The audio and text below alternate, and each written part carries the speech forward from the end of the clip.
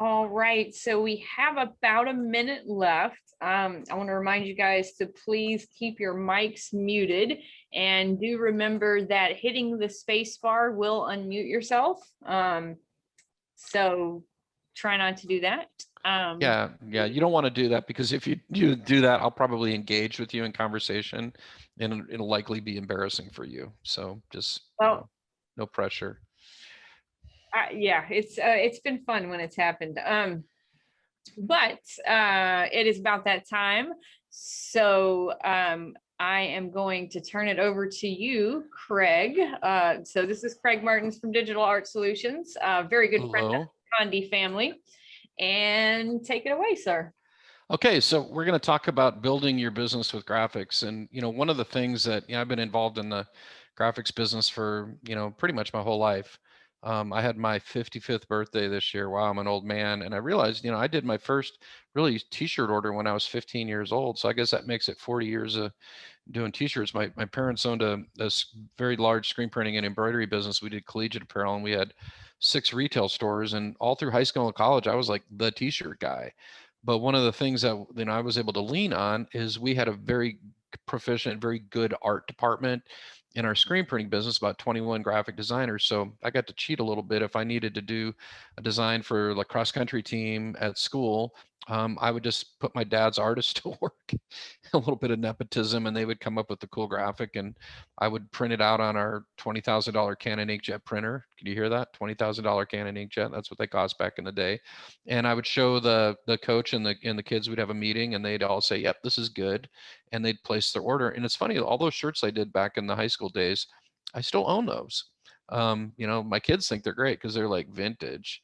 So my daughters wear a couple of them. But one of the things when you're involved in personalization and apparel decoration, creating a product that's memorable is actually really, really important. And we're going to talk about, first thing I really want to talk about is the importance of graphics and why graphics are actually, a big deal. And I had a customer, I can't take credit for this saying, but I had a customer that said, graphics are the currency of our industry. And it's really true. All things considered equal, all things considered equal, the company that has the better looking graphics is going to be more successful in the industry. And it's hard when you're self-taught.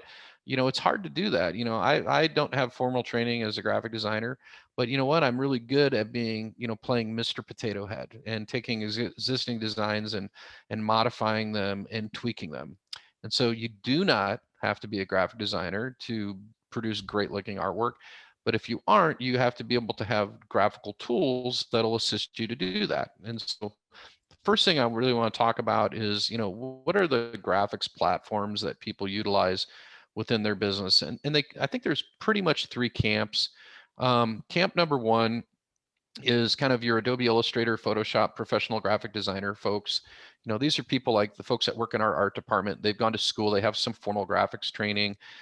They have learned how to, manipulate vector artwork, edit photos, things of that nature. And all the people that work in our graphics team, they all have those skills. They all have the ability to do that. Then you have the other team, which is kind of the, consumer-based software. And so these are people that are utilizing, some of the consumer-based programs. Looks like somebody's drawing on my screen. Some of the consumer-based, don't draw on my screen, Jessica. I don't know if you could, yeah, thank you. Some of the consumer-based programs. So that's like the program that's available through Sawgrass is an example of that, their online tool. You have things like Affinity Designer. Some of you have like Cricut Design Space or Cameo Designer. And honestly, I think those are all good kind of starting point programs to get rolling with graphics. Unfortunately, you kind of outgrow them at some point because they don't have the robust graphics engine underneath the hood that allows you to do all these cool text effects and gradients and drop shadows and all the kind of fun things that really make a design look good. The most popular team in our industry, believe it or not, I know it's crazy, CorelDRAW users. And people ask me that all the time. Why is there such a heavy preponderance of CorelDRAW users in our industry? And I chalk that up to 3 things. Number 1, back in the early days, Corel was really, it's still a good deal and it's still inexpensive, but it was an inexpensive program. So you could buy CorelDRAW, own it, maybe upgrade it every 3 or 4 years, and it was very economical. Number 2 is that it's generally quite a bit easier to learn than the Adobe products. I'm going back and relearning Illustrator for some training stuff that I'm involved in. And quite honestly, and I've been involved in graphics for 35 years. It's really hard for me. I mean, I'm struggling. I'm getting it, but I've had to go through their whole online education program and really get in there and get under the hood and try to understand the concepts behind Adobe Illustrator. It's kind of a bad sign if somebody that teaches graphics is struggling. I can't imagine somebody that's brand new to graphics just diving into Illustrator and just being woo woo, I'm doing great. It would take a little bit of commitment and exercise. So Corel's usually a lot easier for people to learn. But I think the biggest reason for the popularity of CorelDRAW in our industry is the fact there's all this third-party support in education. And so there's a lot of third-party programs that work and integrate with CorelDRAW that are not necessarily available in the Adobe products, and it has more to do with like the internal architecture of Adobe. Adobe has a looks like somebody turned their mic on. So it feeds back when you guys do that. So there's all this third-party add-on software. We've been doing that, for I think Smart Designer is now 27 years old. We've been doing that for 27 years. There's other companies in the industry that do add-on software for Corel, and then those people train on it. And so when you go to the trade shows, you see a lot of the classes are geared towards Corel. So that's the main reason. And so what we're going to do is we're going to kind of talk about, kind of the process and some of the fundamentals and rudiments of graphics. We'll talk a little bit about photos, but I want to talk a little bit about some of the rudiments of graphics, kind of the basics. Is it, something that, it's a reasonable expectation for somebody without any graphics skills to illustrate a piece of clip art like this and do this cool text effect and this scatter fill? Is it realistic for somebody without any graphics skills to do that? Probably not. But one of the things is if you lean on an artist that's already created that artwork, you can modify that and you can make it your own. And so one of the really good strategies that I believe in graphics is that concept of, I guess for lack of a better word, of Mr. Potato Head. We're taking existing graphics, and then what we're doing is we're modifying those and making them their own. I'm going to go ahead and stop my video for right now so we can get kind of a full screen experience for you guys. But let's talk about that, and let me share a little bit about what we're looking at on the screen right now. The name of the company that a lot of people know our company as Digital Art Solutions, and Digital Art Solutions has been a business entity since my sister and I bought the company from my dad in 1999. So company's been around for in that name for 22 years, and prior to that 10 years of being known as Smart Designs. We sold the company to Inksoft Corporation in June of 2019, and we were going to change the name of the company, but we really weren't sure what we were going to do with it because we hadn't identified, really what the new business model was going to look like. And so when we introduced our new Graphics Flow technology, it made perfect sense to rebrand and rename the company Graphics Flow. So if you see, get an email or something from Graphics Flow, just know that's formerly known as Digital Art Solutions. And so Graphics Flow is an online technology, and it's a technology that is available through the following devices. You ready? Any device that has an internet connection and a browser. It's a web-based application. And so if you have a web browser and you have an internet connection, you can access the Graphics Flow technology. And what we're going to do is we're going to take a graphic from Graphics Flow and we're going to modify it and personalize it, and we're going to make we're going to create a setup for the Gross family reunion, not David Gross, not Gross family reunion. Although you could make an argument that it's a play on words, hopefully not. So the artwork that we're looking at is vector-based artwork, and once we download the file, we'll kind of get under the hood a little bit, and we'll talk about what that all means. And an artist created all this artwork. An artist went in, one of the people in our graphic design team created all these designs. In the Graphics Flow platform, there's thousands of design templates that are professionally produced, but it's also very, very searchable. And what I mean by that is if you were looking for, like, just say maybe a style, you wouldn't even really have to search for the specific subject matter, because you could just search for a style. You wanted something that was kind of have a circular kind of look to it because you wanted to create like a badge look. You could do that. You could search for style. You could say, hey, listen, I only want to see that style based on, I don't know, maybe we have a wolf that's in there. So I want to sub search that, for a couple wolves that are in that circular style. But you can also go to categories. So if you wanted to go down here to events, We use something called Elasticsearch, which is a Microsoft tool. So it's a very powerful search. So I could go to events and I could say family reunion, could see family reunion designs, or I could just go over here and I got to clear wolf out of there. So go to events, click on family reunion designs, or if I chose to, I could just type in a keyword and we'll just do the keyword family. So the first thing that I need to do is I want to get the client engaged in the creative process. This is kind of a, something that I've learned over all my years of being involved in the industry. There's a couple ways that graphics are processed in an apparel decoration and personalization business, and in my opinion, there's three basic kind of categories of artwork. Category one is customer supplied artwork. The customer comes to you, they already have their artwork, they know exactly what they want. You're reproducing their logo or a graphic that they've produced on their own. And we certainly want that business, and the reason we want that business is because it's pretty fundamental and it's foundational business.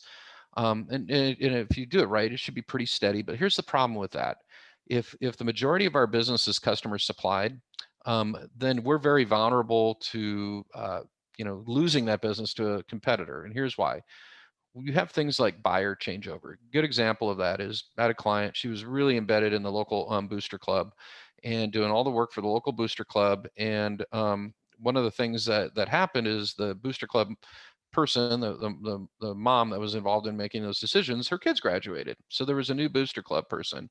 And that new booster club person had a relationship with a company from something they'd already been doing with another company.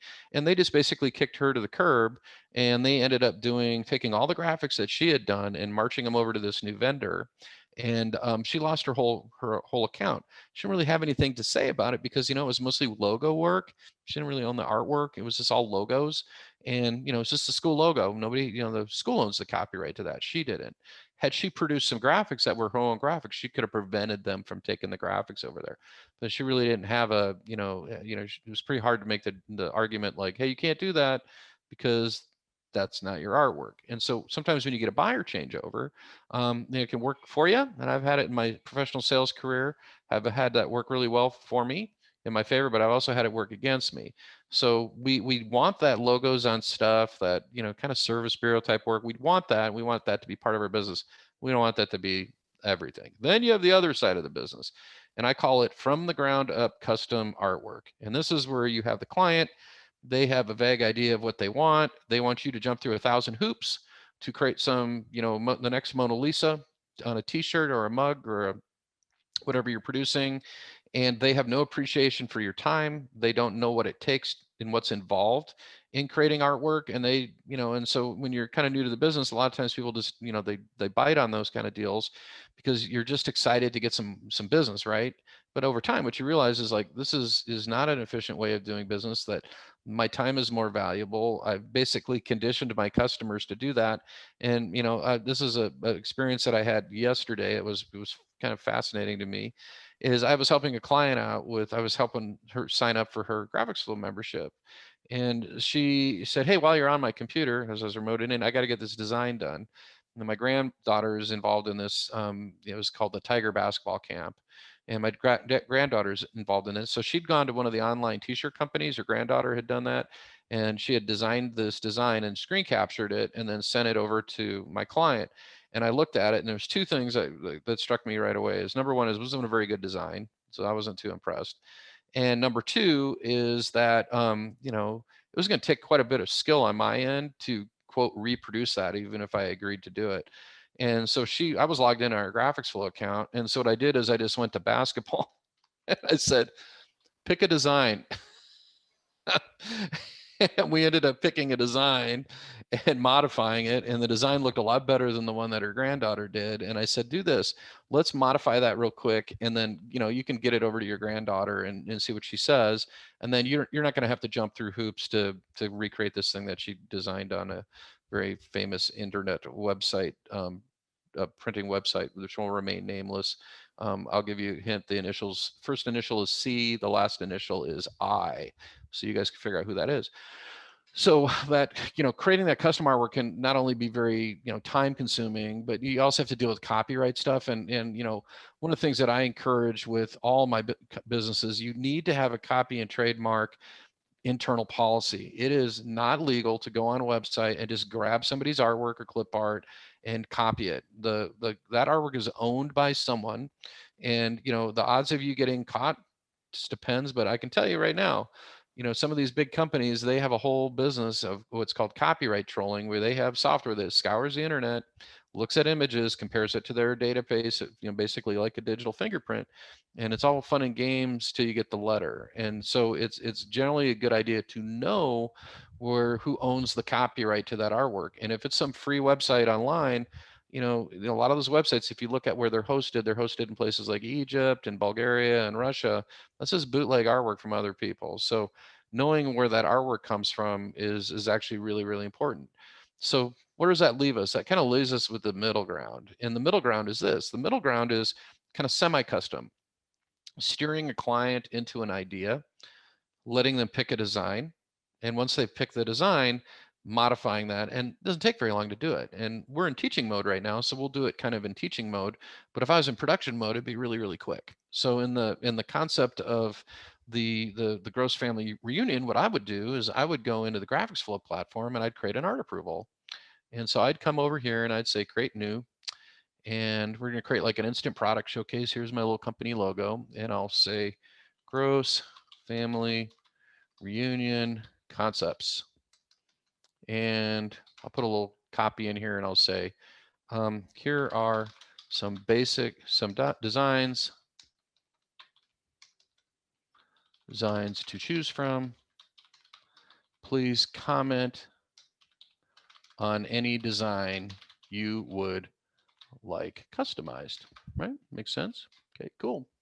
And then what I would do is I would add that person to the art approval. And I'm just going to put my personal email address in there.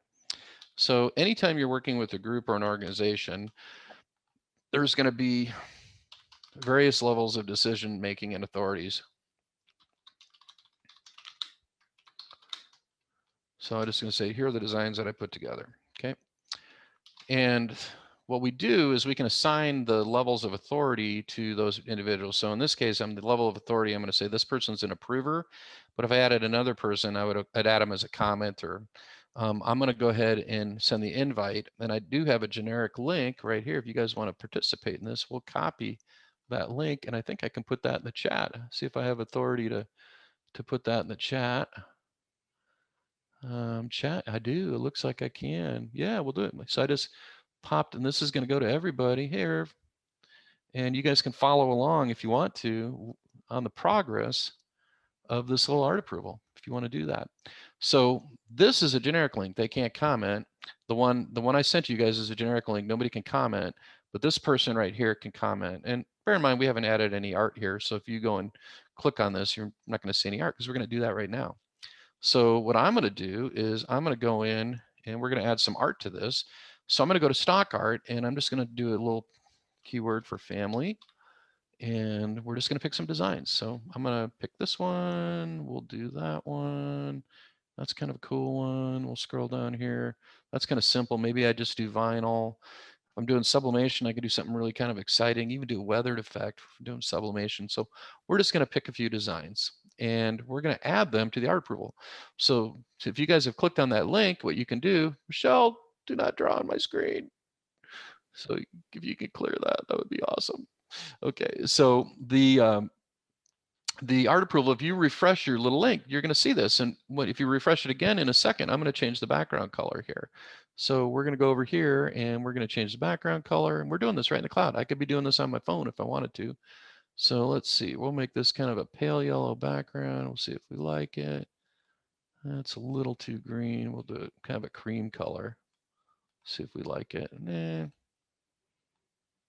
Oh, now we're getting there. Kind of a fun little lemon yellow or something. Yeah, that looks good, kind of a cream color. So with this file right now, they're looking at it, they're looking at the background color. If they say, hey, I'd really like to see what this is going to look like on black, they can do that. And they can comment. So if I went into my email, which I think I have my email open here, And let's see here. If I went into my email, I'm probably copied on this, I'm thinking.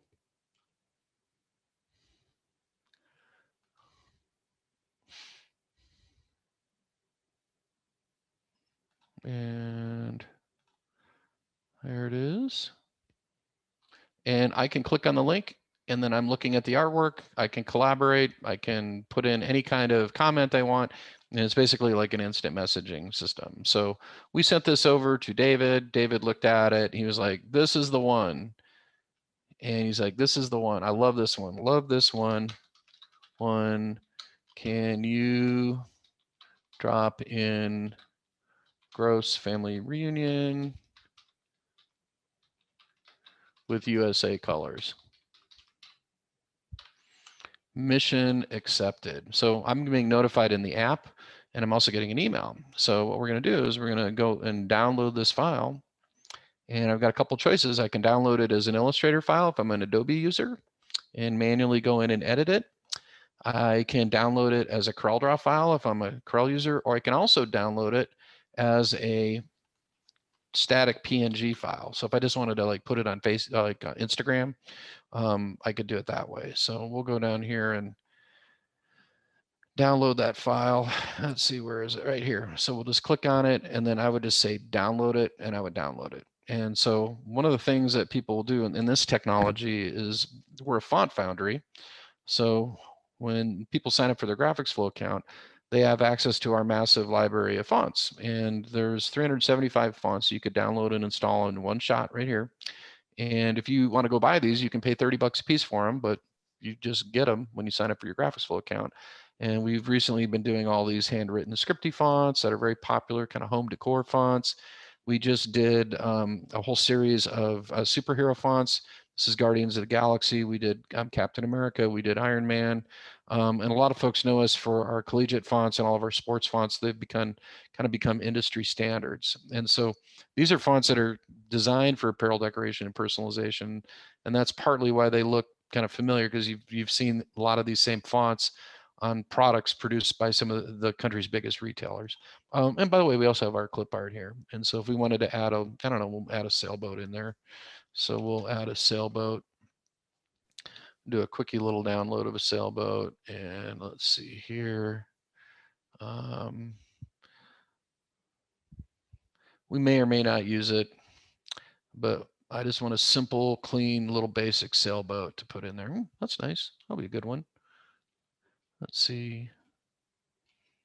That's kind of the speed I was looking at right there. I just want a silhouette. So I'm going to download that too. And so we're going to download that. Boom, done. So let's get busy. Let's make our graphic. So I'm running CorelDRAW over here. I happen to be running CorelDRAW 2021 and the newest version, which I really, really like. If you're running Corel and you're running anything older than 2018, probably not a great idea. The older versions of Corel are a little bit buggy with the updated version of Windows 10. And if you've been reading anything on the IT stuff recently, there was that massive Windows 10 update last week because of that huge security link in the Windows print spooler. And so that's caused a lot of problems with people running older software. So we're big fans of the Corel subscription. It's very affordable, and you always have the latest version. So I'm running Corel 2021. This is what Corel 2021 looks like. And Corel 2021, there's a lot going on here, man. It's just like you start digging around in these menus, and it's the same thing with Illustrator. And it's just like, what the heck? Look at all this stuff that's going on in here. How am I ever going to learn how to use this? Well, guess what? Don't worry about it. Here's the 4 features you got to learn how to use in Corel, right? Go over here, type in some text. You got to learn how to use the text tool. You got to learn how to use the pick tool, which is how you resize things. Okay. And I'm just going to change the font here. We'll use our good old game day font here. This is not just to prove that I have no allegiance to the University of Alabama. We're going to make this blue. Okay. And so there it is. It's blue. I'm moving it around with my pick tool. You need to learn how to use the shape tool, which is what you can use to alter the shape of objects, but you can also use that for kerning, for changing kerning. And then the zoom tool, which is right here. So if you can learn how to use those 4 tools, you're good to go. Those are common tools that you would see in Adobe Illustrator, Photoshop, And there are also common tools that you'd see in the consumer level software, you know, something like the Sawgrass software or Cameo Silhouette Designer or, you know, Cricut or Inkscape or, you know, Affinity Designer, all those programs. So those are the kind of standard tools. So you don't, you know, when people first look at these graphics programs, you know, bear in mind, you don't have to learn all this crazy stuff. You can do a lot of really pretty terrific things just by utilizing, you know, 4 basic tools. And then obviously it's handy to know how to change colors, right? So what we're going to do is we're going to bring in that file, we're going to edit it. So watch what we're going to do. We're going to come down here, and in this part, this is called Smart Designer. This is our famous add-on software for Corel. And Smart Designer adds about 180 features to Corel that are things that people do all the time. So instead of having to learn how to do things manually, we just automate stuff. So hey, we'll go back to that Alabama design. We'll do a fun effect on it. So we're going to come back over here, and we're going to go to effects, and this is Smart Designer stuff, and we're going to throw a little arc on it, give it a little arc. And then if we're doing sublimation, what we would do, we could do a really cool like printing effect. So we'd come over here and say, you know, let's do a cool printing effect, and we'll do something like that. That'll be awesome. And you can edit all these. So if you don't want to get rid of your drop shadow, you can do all that. Kind of fun. Or if you're doing vinyl or screen printing and you just want like that classic kind of collegiate effect, what we would do is we'd go over here and do a cutting effect. And we'd say, hey, you know what? Let's just put an outline around it. And then the middle, that white line, let's knock that through. So it actually, you know, is the shirt color coming through. And let's change the color here. We'll make that blue. And then just for grins, let's put a paisley pattern in there. Why not? Oh, well, Alabama, you probably want to do like houndstooth, I'm thinking. So, all right, I'm going to sell out. We're going to go over here. We're going to do it. Somebody has been commenting and pressuring me to do this, so I'll just do it. So, all right, sorry, David. And then we'll click on this, and I'm going to go over here, and we're going to change this to a pattern fill. So I'm just going to go over here, and in the Smart Designer program, I'm going to go to pattern fill. So these are the kind of things you can do in a graphics program. Like, I mean, Corel has this really neat feature, and I'll teach you this, guys, real quick. It's called power clipping. And I'm going to do it manually, like the traditional like Corel way. I'm not going to do it like the Smart Designer way, and we'll show you how that works. So power clipping is if you have this pattern right here, see that pattern right there? You can take that pattern, that could be a photo, it could be anything. And what you can do is if you right click and you drag that onto like that burgundy area there, you release it, it says power clip inside. Do you guys see that? Da-da, da-da. And then what you can do is you can right click and you can say edit.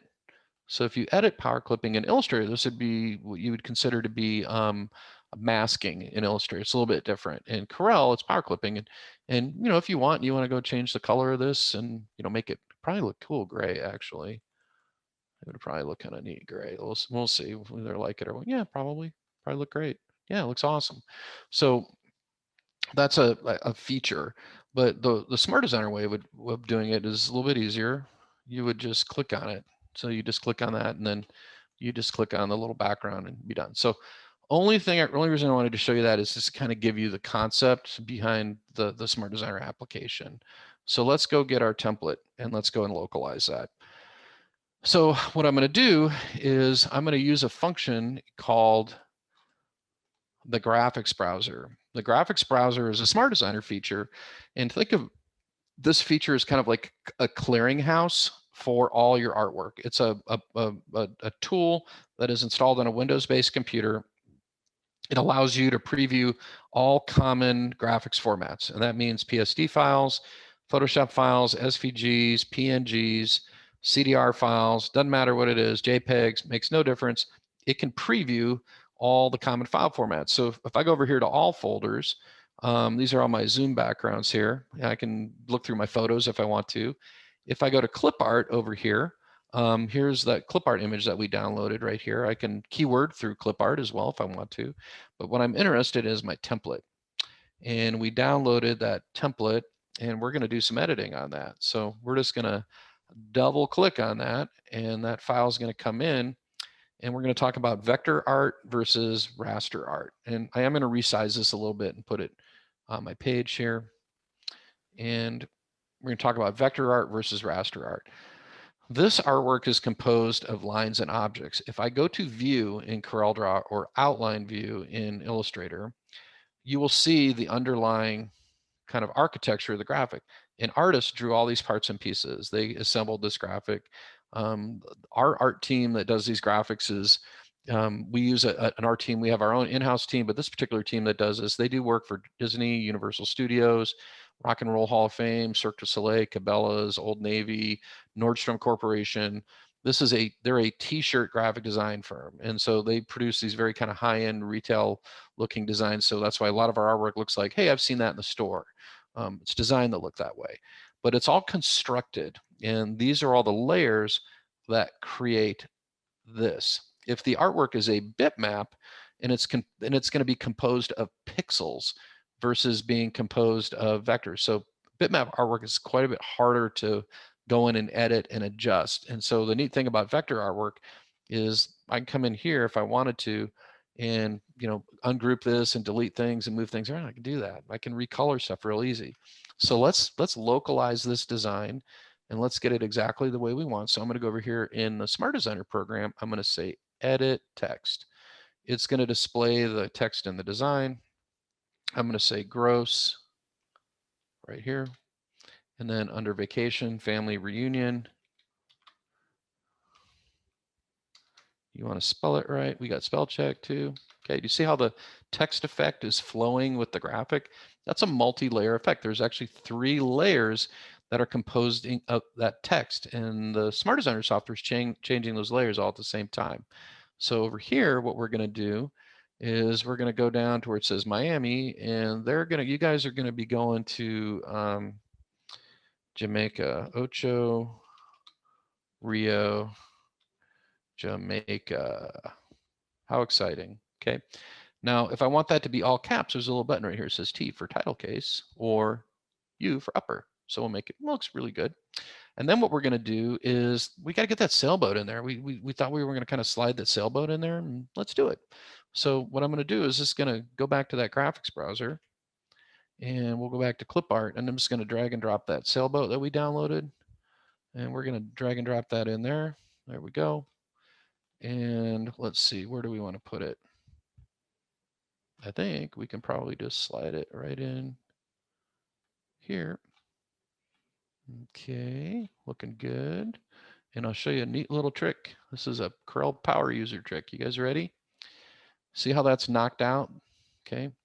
If I come over here, I can use what's called the Smart Fill tool in Corel. Right here, Smart Fill. And I can fill inside these areas. Did you guys know that? Isn't that cool? Whoops. And then we're gonna do some like real power user stuff here in a second. Yeah, it looks good. This has got this has got an outline on it, so we're gonna get rid of that outline. So watch, I'm just gonna come over here and right click on the little X in the colors to get the outline out of here, and then we're gonna sample some color from here into there. So we're gonna use kind of that orange color. So I'm gonna sample this orange color, and that's gonna be this. We'll do it that way. And then we're going to sample the pink color, and it's going to be that. All right, it's working. You know what? White. We're going to make that white. I think that's going to look better. Yep, sure does. All right, so we just basically filled it in. A little housekeeping thing, you might want to group it. Group. And then let's put our little sailboat in there and see what it looks like. Oh, yeah, it looks cute. We have it overlapping on the cloud a little bit. Oh, yeah, now we're talking. All right, so we got a sailboat in there. So what we want to do is, if we want to, localize the colors in this, most people are used to being able to go in and like ungroup designs in a graphics program and do the colors. We don't really have to do that. But what we do have to do is we need to color correct this for printing. So if we have like an Okidata white toner printer or sublimation printer, the colors are going to print on the screen are going to be completely different. And so what we're going to do is we're going to save this file. I'll just create a folder and we'll call it Gross Family Reunion.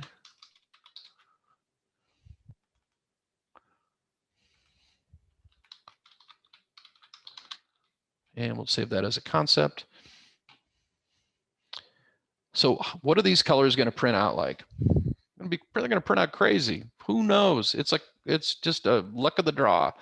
because unless your monitor is perfectly calibrated, what's going to happen is the colors are going to change when they go to the sublimation paper or to the paper for the white toner printer, and then the heat process of putting that into the substrate is going to change the colors even more. And so one of the common issues, actually I had a phone call on this morning, a customer's asking me about this. He's like, well, I don't understand, the colors that I'm printing are his specific example. He had a customer, their logo is a mint green, and they have to do an embroidery. They're doing a direct to film heat transfer, and then there was one other thing he was doing. I can't remember what the third one was. Embroidery and a film transfer and one other thing. I think no, it was sublimation. He said the mint is coming out different color on everything. He says we've been trying to match the thread color, and it's just been a nightmare. And I said, here's what you need to do, and I showed him exactly what to do. I said, go into your Smart Designer software. This is what I want you to do. I said, I want you to go into your Smart Designer software, and I want you to go to color management. Okay. And when you get to color management, I want you to go to color charts. Okay. So I want to have you go to color charts. And the chart that I want you to open is going to be this Pantone Go chart right here. Okay. So I want you to open this Pantone Go chart. And Pantone Go is a color palette. It's in CorelDRAW that is a very wide gamut color palette, meaning it can produce a really wide range of colors. And it's a wonderful color palette. It also has RGB colors in it, which is what you want for digital printing. Even though your printer has CMYK carts, it's actually an RGB device. In the RGB color gamut, it can be printed at a much wider gamut than the CMYK gamut. So you always want to use RGB colors. Pantone colors are just named RGB colors. They have RGB formulas, but Pantone assigned a name to them, and then they trademarked those so that they could charge Corel a zillion and Adobe $1 zillion to license their naming convention. Pretty smart people. So if we had this chart, this is what I told my customer to do. They said, go to the page of the chart that has kind of the minty greens on it. And he has a direct-to-film transfer system. And I said, go to the chart that has the minty greens on it and print this onto a transfer, and then just print it on a transfer and press it on. It doesn't matter what you press it on. So you can press it on an old beat-up T-shirt. You're going to grab your little Pantone book, your little chip book from Pantone, and then you're going to grab his Pantone number, and you're going to slide it up against this chart and find the color that matches the closest. Once you figure out what that color is that matches the closest, then what you're going to do is you're going to use your Smart Designer color swapping feature to swap the color out. And then it'll print out absolutely perfect. And he was like, well, what do I do about the embroidery thread? I said, okay, the embroidery thread, he says, what you want to do is you want to order in Madeira thread, is you can go to Madeira's website and they have a tool that lets you put the Pantone number in, and it tells you what thread to pick. And he's like, oh, that's why he was ordering some like cheaper thread. I said, perfect. So we would print this chart out. We would apply this to a tile or a vaporware t-shirt, and we know exactly what these colors are going to print like. So we can go to the chart and select the color from the chart. And one of the things that's really challenging is red, right? So we have a chart for red. We have charts for everything. And so we worked with Conti Systems on this to incorporate the color charts and color palettes into the Smart Designer software. So you'll notice I also have the palette for Pantone Go selected. And that's what that is right there. That's your Pantone Go chart. So let's go back and recolor the design. This is exact color correction type of stuff. And I'm thinking we said red, white, and blue, right? So this is going to be a little tricky, but we'll make it happen. So what I'm going to do is I'm going to go into that template function. And what we're going to do is we're going to click on edit colors. And here's the colors in the design. Now I can do a color reduction if I wanted to. If you're a screen printer, that's something you definitely want to do, get those maybe down to 3 colors.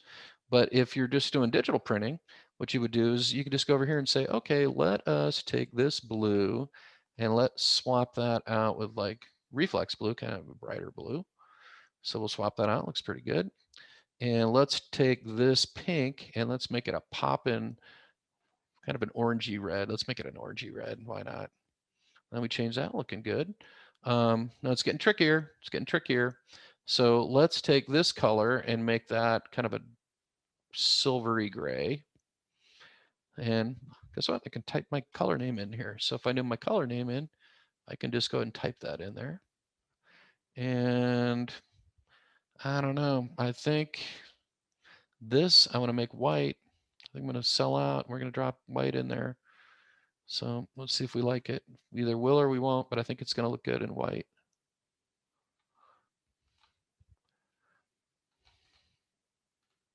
And the reason I'm not using the feature in the software to put that in there is because I don't want to change this right here. Okay, we're going to do something crazy. This is going to be out of control. You guys are going to love it or you're going to hate it. But let's try gold in there. Because I bet you anything that looks popping. Yeah, it does look popping. So even as USA colors that gold, man, that makes it happen. So it's looking good. And, you know, just one little nice touch. The sun should, all that should be gold. So there you go. It's all happening now. And looking good. Over here, I have to decide if I want to maybe make some red over in here. Possibly. I'll show you a cool Corel trick. If you hold down your right mouse button and your shift key, you can drag and drop color from one object to another. Did you guys know that? You can actually drag and drop color from one object to another object. And getting color right, I mean, that's just such an important thing. I mean, the colors, it's all about color, right? And, you know, if you get the right color in the design, it can really make the difference. And that makes all the difference in that design. So let's go ahead and save that. And let's mock it up. So what are we going to put this on? So it's part of this process to get David to sign off on the graphic, because this is what he wants, is I'm going to upsell him. So I'm going to upsell him some mugs. I'm going to order in, I might have some UV printed tumblers or sublimate a tumbler. I think sublimating a tumbler would be cool. One of the things that we can do, because we have a sublimation system or we have a white toner system, is if you're doing a family reunion, guess what? You're going to have a lot of different body sizes there. You're going to have your toddlers and you're going to go all the way up. In our family, you're going to go to 5X. So one of the neat things about a digital printing process is that you can adjust the size of the transfer for the different, you know, size people within the organization. So what I would probably do is I'd have a toddler size, I would have a youth size, I'd have a small adult from small to extra large, then I would have a double X to whatever my range was. So I'd have 4 different size imprints. And so what we want to do is we want to show this to the customer on different products. So what most people do, it's a standard way of doing it, they go to a website and they download a photo of the product and they mock it up. We do it a little differently because we automate that. And so I just went to my virtual samples feature and we'll come over here and we'll go to my virtual samples feature, and depending upon what color shirt it is, if I have a white toner printer, it's cool because I can actually print the white. So we'll go over here and we'll put this on this fun little light blue shirt. I think it's going to look really good. Pretty sure it's going to look good. Yeah, it looks great. So we got this little Heather shirt, and you know, a lot of times people are like, everything looks better with the weathered overlay. So we're going to find out. So what I'm going to do is I'm going to click on this little overlay button right here, and that's going to pop this up, and I'm going to sample the shirt color. Click. We're going to sample that color, and we're going to do the overlay in the color of the shirt, and we'll see if we like it. And I think we are. And with sublimation printing and white toner printing, you can do these overlays and they look so cool. And honestly, I get a little tired of it because it's so popular, but it just looks great. And the other thing is if you got a hair or some kind of particle on there, if you overlay, nobody's going to notice it. So, or if you're doing a white toner and they stretch the shirt, nobody's going to notice it because, hey, that's what it's supposed to look like. So I'm thinking that's looking kind of awesome. And let's see here. Let's put this on, we're just going to put it on a tumbler. So we'll put this on a tumbler real quick. And I'm going to go to my hydration folder. So we'll go down here to my hydration folder and we'll just put it on a tumbler. There you go. Looks pretty good. You make it bigger, smaller, however you want to do it. There you go. And let's do this. Let's save it. So what I'm going to do is I'm going to save this file, and I'm going to save all the art assets that are associated with this file. And we're going to save them all together. Keep all the assets together in one place. And I'll show you why that's important in a second. Now, let's say I want to post this onto Instagram. I can't post a CorelDRAW file to Instagram. the right photo format for Instagram is going to be a PNG file. You could use a JPEG file, but generally speaking, PNG is going to look a little bit better. And so what I'm going to do is from Corel, or I can do the same thing in Illustrator, I'm going to export this as a PNG file. And there's a couple little tricks. I'll show you a couple little tricks with PNG files that you want to be tuned into. So this one, I'm going to export it. I'm going to export it at 300 DPI right here at full size. You don't really need it bigger than like 5.5, 6 inches in one dimension. So it doesn't hurt to do this at full size, but kind of 5.5, 6 inches is a good size for a PNG. So we did that one, and we'll do this one too. Same thing. File export, and we'll export that as a PNG. There we go. But also, I'm going to export the graphic itself as a PNG file. And I'll show you why that's really important. Because this is going to allow the customer to see a bigger piece of the file. So watch real closely on the preview. Watch real close. Okay, do you see that you have this checkerboard background? That means it's a transparent background. If I uncheck that, then it's a solid white background. We don't want the solid white background. We want the transparent background. So we're going to click on transparency, and that's going to knock that background out. Now, bear in mind, there's white in the graphic. Okay, if I recolor the white as transparent white, it'll knock that white out too. Okay, so we got it. We've got all the art files. Let's get this thing done. We want to get started into production. So we need to have David sign off on this. So full circle, here's what we're going to do. I'm in my graphics flow account. I'm in my art function. I'm going to create a folder, and that folder is going to be called Gross Family Reunion. This artwork is now safely stored in the cloud. If I have a disaster, lightning strike, computer blows up, ransomware attack, I had a client that had one of those a couple months ago. That was really exciting. He lost all of his art, everything. They got into his server, they got into his computer, his whole archive of art that he thought was safe because it was on his server, gone, couldn't get any of it. And so I was talking about, cloud storage, and he says, yeah, we're going to switch everything to Google Drive. And I said, that's good. We use Google Drive in the office. That's cool. But, one of the problems with Google Drive is if I upload my graphics files, I can't see them. Like if I have CDR files, I can't see them. I can't see my embroidery files, my DST files. If I upload files to my graphics flow account, I can see everything, because graphics flow is going to create high resolution previews for all my art. And so as these are uploading, it's generating a preview for my CDR files. And what's kind of awesome on these is then I can assign all the production data to this. So I can go into this file right here and I can say, hey, you know what? This file is going to be a sublimation print or a white toner print. Craig, Yep. I have to tell you, because they're dying in the comments. Jamaica is spelled wrong. Okay, that was intentional. You'll see why we did that. Okay. Okay, so we come over here and we go to do our proof. Okay. So when we go to do our proof, what we're going to do is we're going to pick the products and we're going to go and add these to an art approval. And so we're going to say gross family reunion art approval. Okay, and we're going to add a person to that art approval.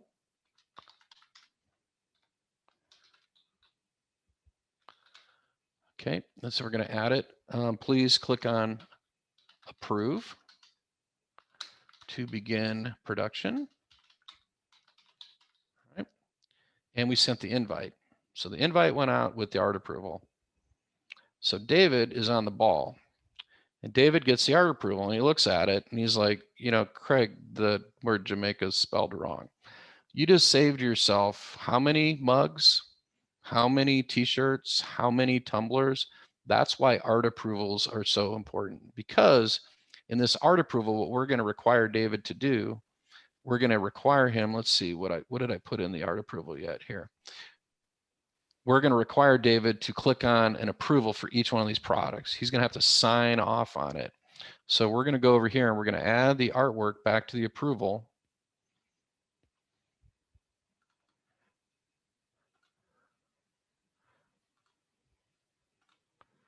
Right here. Boom, boom, boom. There's the art. He's going to get the email. He's going to check his email. And this is why you put the bigger version in here, the bigger version of the design, so they can see the typo. So if you have the bigger version, and I would probably move this to the top of the art approval right here. So it's at the top. So if he goes in here and he clicks approve, approve, approve, and that's misspelled, you know whose problem it is? It's David's problem. It's not my problem because he signed off on it. So this is what he's going to have to click through. We'll get rid of it. We don't need this one. This is what he's going to have to click through before we start production. He's going to have to click through an approval thing, and it's going to say,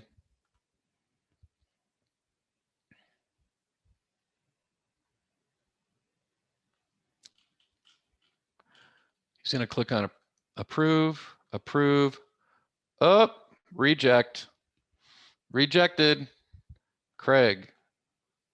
This is misspelled.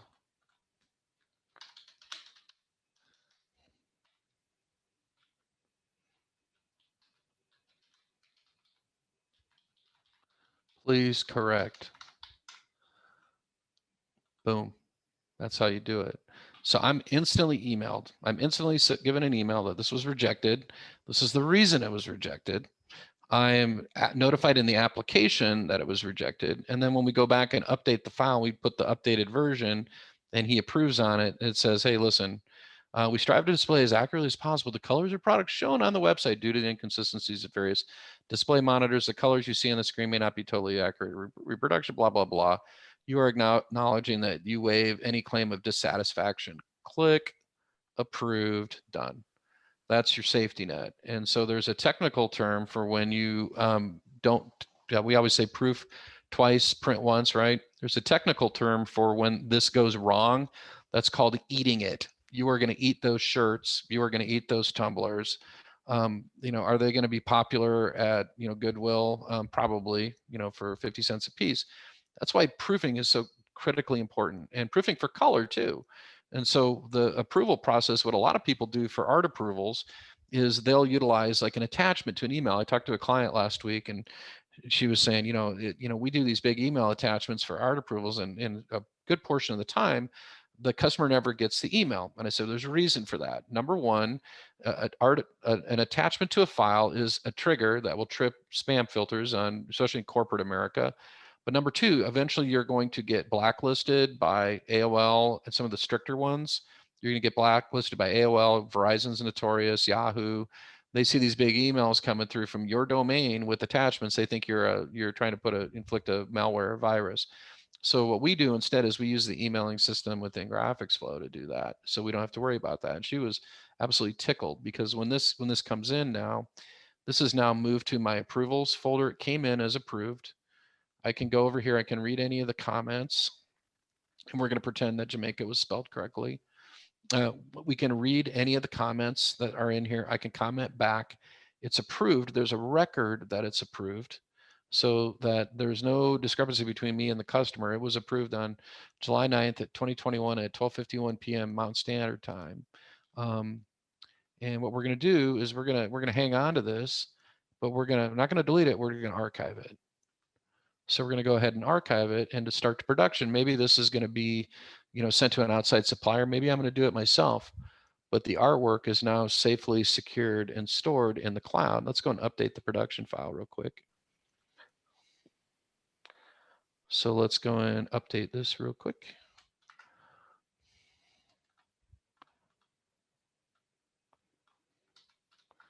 There we go. Update it. Here's the production file.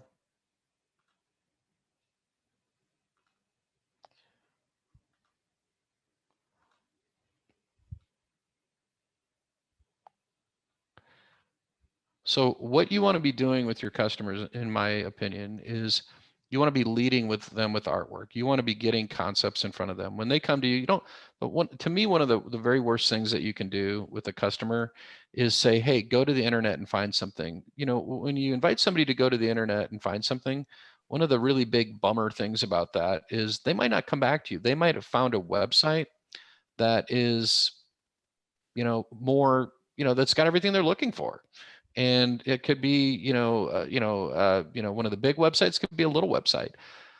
We want to do is, if you control the artwork, you control the customer. And that's such a critically important part of this whole process of interacting with your clients with graphics. If you think about it like this, if you're trying to build your business with graphics, if you get people leaning on you as a resource of creativity, right, they're more inclined to come to you. You're not really giving them an excuse to go to somebody else.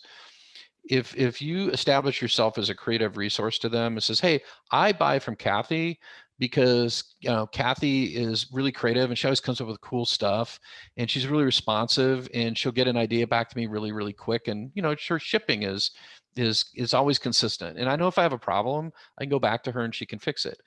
Those are the kind of things that like the online companies can't really do for customers. That's called building a bond with your client. And I know a lot of folks, in there, I'll turn my screen back on, but not a lot of folks, they kind of approach things from the point of view of, um, you know, e-commerce and buying online. That's important. That's a really important part of our business these days, because consumer habits have changed and people are accustomed to buying things online. And a year ago, I would have never considered doing my groceries online, but now I do because I like it and it's convenient and I'm kind of lazy. And we just go to, our grocery store and we text them and they bring our stuff out. Now we can tip them. We tip them real quick and it's just easier. But, sometimes we have to go in the store too. It's just, find a good produce, going in the store. So consumer habits have changed a little bit, but also the ability to communicate with your customer graphically using technology, that's really important. We're all on a Zoom meeting. I conduct most of my commerce with my customers via Zoom now. We're looking at their faces. I can pop links back and forth. I can do a screen share. It's a critically important part of the business because we don't want to leave things passively. We don't want a passive situation because it makes it too easy for somebody to go to a competitor. If you bond up with them, and especially if you bond up on the artwork, they know that you can't take that artwork to somebody else. If I go into this art approval, I'm going to watermark it. I trust you, but up until a point, I'm going to go into that art approval and I'm going to drop a watermark on there. And so the reason I'm doing that is so you cannot steal my artwork. I do not want you stealing my artwork. And I'm going to put a watermark on one of my designs that says, hey, listen, just so you're aware, this is not cool. It is not cool for you to go into my design and steal it. I'll show you a good example of a watermark here. And there you Hey, go. Yep. Craig, I have about 4 minutes before I have to start my presentation, but I do Okay. have a question from somebody that they answered. Okay, perfect. They'd like to know how to print out thumbnails so they can have a visual of what they own. Of thumbnails of, okay, that's actually a feature. Smart Designer. Yeah, that's a feature in the Smart Designer software. Now, you could also, to me, what would be smarter, if you're a Smart Designer user, you can convert your membership over to a Graphics Flow membership. You could just upload them to Graphics Flow and then just have them in the cloud and you can browse through them and search them. But if you want to print out a thumbnail book, that's a Smart Designer feature. You can go into the Clip Art Bookmaker feature and you can point the Clip Art Bookmaker feature to a list of files and you can select your files and it will dynamically create a thumbnail book. Clip Art Bookmaker, and it'll just do that for you. If you do it that way, they're not secure though. If you convert that to a PDF file, bear in mind, if you don't secure that, somebody can get to your artwork. Me personally, I would just upload it to my Graphics Flow account and I have a web page with all my artwork and I can look through it anytime I want. And it's also safely and securely backed up to the cloud. So, using artwork as a sales enablement tool, everybody's scrambling around to get new business. Everybody's out there scrambling to, get ideas in front of their customers. Lead with artwork. Artwork is what separates you from all the other people printing tumblers and t-shirts. The better artwork wins in the marketplace. And, a lot of our clients are incorporating photo. We didn't really have time to get into photos. A lot of our clients are incorporating photos into their work because you have those wonderful power clipping features and we have photographic templates. So I'm going to challenge all of you to say, hey, listen, let's think outside the box a little bit. Let's step up our game. Let's do some prospecting. People hate to do prospecting, but I can tell you right now, prospecting with artwork is your very best prospecting tool. And I'll leave you with this. Fishing. If you like to fish, I'm a fisherman. You got more lines in the water, you're going to catch more fish. If you do different baits, you're going to eventually find the right bait that catches the fish you're looking for. And that bait you have is your graphics. That's the key to the whole thing. So hopefully you guys got kind of some ideas and some inspiration today on how you can utilize graphics to build your business. And certainly we have some wonderful tools for you to do that. So I'm going to challenge you another thing. If you go to graphicsflow.com, go to graphicsflow.com, I'm going to do something really cool for you guys. Two really super cool things. Number one, if you go to graphicsflow.com, you want to sign up for a Graphics Flow membership, your first month is going to be free. And you're going to type in the following promo code. You ready? Capital CONDE, Conde. Okay? Conde, CONDE. Second thing we're going to do for you, and I've never done this before, we're going to do it for all the education folks until July 15th, which is next Thursday. If you sign up for a Graphics Flow account, you're going to sign up for a Smart Designer membership, which is normally $69 a month.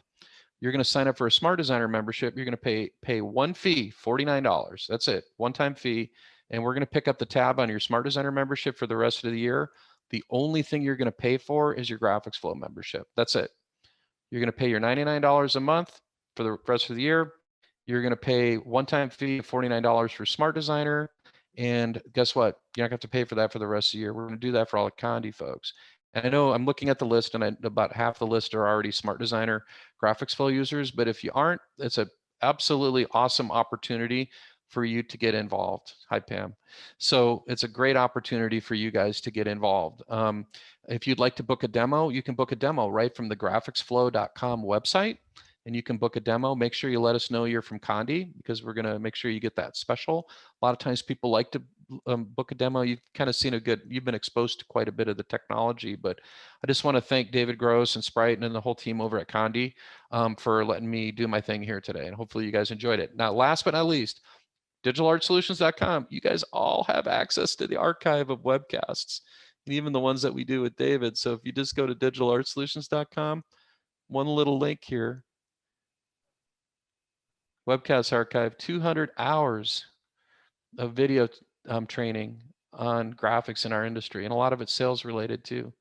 And you can do the classes that David and I do together. So you guys can know it's all public. You can go to any of those classes, watch as many as you want. So, all right, that's it. All right. Thank you so much, Craig. We Appreciate appreciate it. you. All right, Bye. take care. Bye.